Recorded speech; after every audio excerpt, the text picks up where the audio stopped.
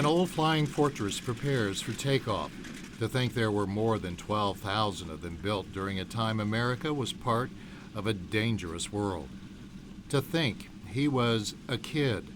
Our targets were to hit the Germans behind as they receded from where the D-Day was going on the beach. And then our target was to keep them from retreating. Alan Sanderson, walking around his smaller, damaged P-47 fighter after taking fire over Corsica, controlling his destiny again during 118 missions. Well, like most good pilots, we were out flying. We didn't know where we were going, but we had a mission, and we were flying over southern France. Sanderson went on yet another flight past dawn's first light today on the bigger B-17 bomber, flying as he did 75 years ago in his P-47 above France. After we came back from our first mission, we found out that the invasion had started and D-Day was going, and that was our first knowledge of it. It was Operation Overlord, the largest military offensive in history. And that's the way we looked at it. If this goes, then it'll be okay.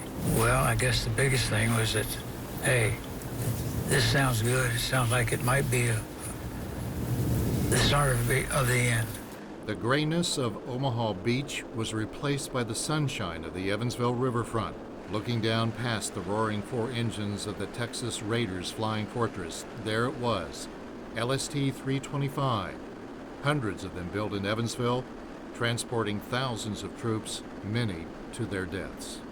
I don't think that the young people today have any idea what war is all about, or what their parents and all their relatives did, even if they weren't soldiers. The members of the B-17 flight crew who were not yet on this earth on that day all volunteer to make these flights possible. They don't receive a dime. Because I got the feeling of what these young kids actually went through, with one major exception. Nobody was shooting at me. I was lucky to join this pilot. You knew what you had to do, and so you just did it. The clock was ticking. The kids who flew these were trained. Alan Sanderson said he learned to fly in 20 hours stateside. Didn't have much time, but that didn't matter. And in this day of modern flight, and people being impatient to board their flights, a proud 75-year-old flying fortress is still up there with those on board remembering.